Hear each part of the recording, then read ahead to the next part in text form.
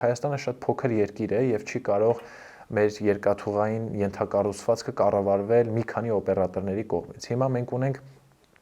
TRIP-ի վերաբերյալ համաձայնագիր, որը իհարկե չի անկնում ռուսական կոնցեսիոն կառավարման ներքո։ Հիմա լավագույն տարբերակը նաև կլիներ նաև այն, որ Հայաստանը հետ գներ այդ կոնցեսիոն կառավարումը եւ տար օրինակ TRIP զարգացման ընկերությանը եւ կարծում եմ այստեղ եթե նաև Հայաստանի մյուս երկաթուղագծերը կառավարվեն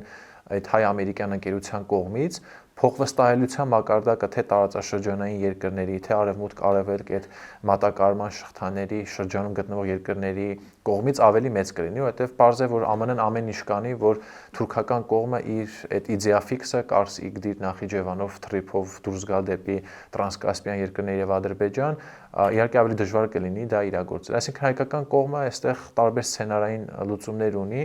եւ իհարկե վատագույն սցենարային կլինի, որ մենք այդպես էլ չկարողանանք կամ հետ գնել այդ կոնցեսիոն կառավարումը կամ էլ օրինակ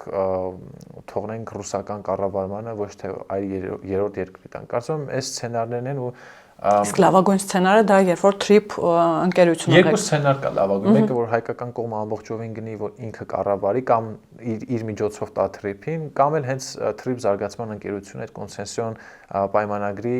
շահատերը դառնա, այսինքն փոխանցվի իրեն այդ լիազորությունները։ Ու այս առումով կարելի ասել օգոստոսի 8-ից հետո եթե խոսում ենք ռիսկերի, մտահոգությունների մասին, որովհետև պարզ է որ մենք դեռևս չունենք այնպիսի իրավիճակ, որ չկան խնդիրներ, չկան մտահոգություններ, այստեղ խոսում ենք Հայաստանի լիակատար ապաշրջափակման մասին, եւ այս կոնտեքստում սա այն ամենակարևոր թնջուկն է, որ հայկական կողմի համար այս պահին գերխնդիր է։